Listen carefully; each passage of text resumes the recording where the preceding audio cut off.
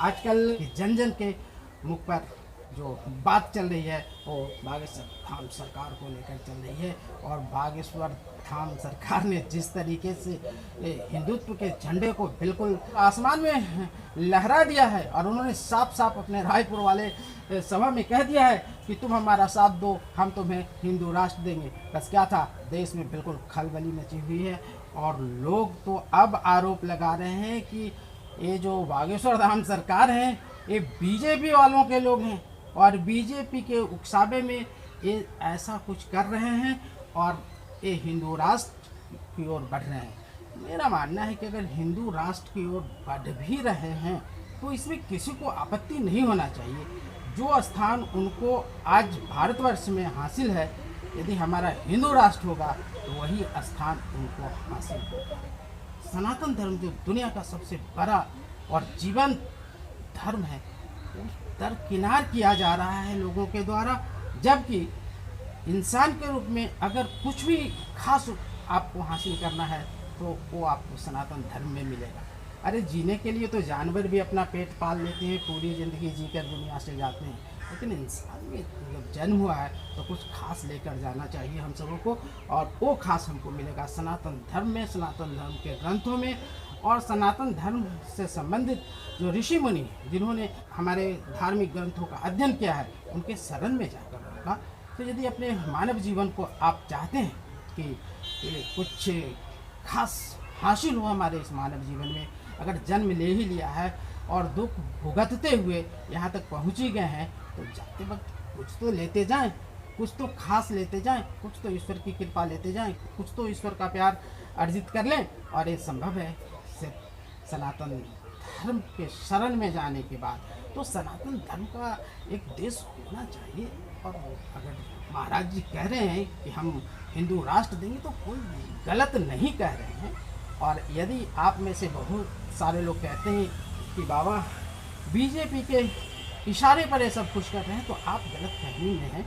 अरे बाबा जो कह रहे हैं वो ईश्वर की कृपा से कर रहे हैं, और ईश्वर की कृपा उनके ऊपर बरस रही है। और शायद ईश्वर की भी मर्जी है कि एक ऐसा देश होना ही चाहिए जहाँ पर सनातन धर्मी अपनी बातों से, अपनी समझ से खुद का कल्याण कर सकें और सारे विश्व का कल्याण कर सकें। अरे आपको पता है कि हम कभी विश्व गुरु माने जाते थे, और आज हमारे ही अंदर के लोग ऐसे हो गए हैं जो अब हमारे ही ऊपर आक्रमण करते रहते हैं तरह तरह से, ताकि सनातन का जो विकास आरंभ हुआ है, अब जो शोर मच रहा है कि नहीं, अब सनातन धर्म को बचाना ही होगा, क्योंकि सनातन धर्म पर चारों तरफ से आक्रमण किया जा रहा है। और सनातन धर्मियों को एक होकर, एक बोल बोलते हुए अपने सनातन धर्म को बचाते हुए एक राष्ट्र का निर्माण करना ही होगा।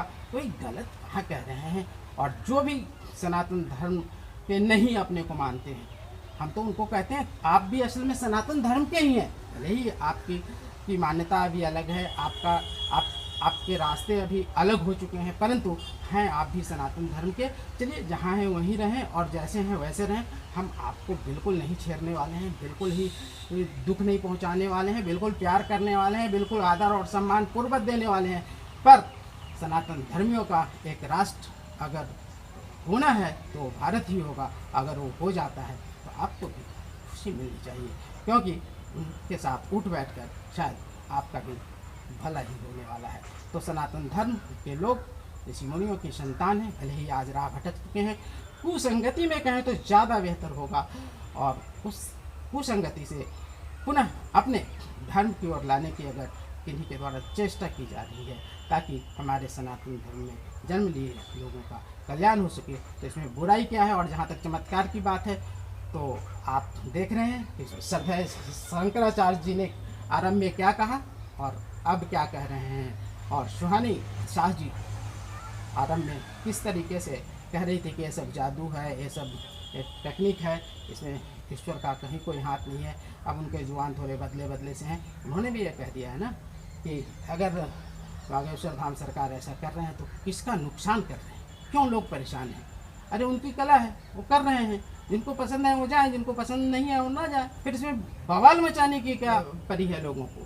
तो सभी लोग समझें कि सनातन के खिलाफ साजिश अभी भी चल रही है।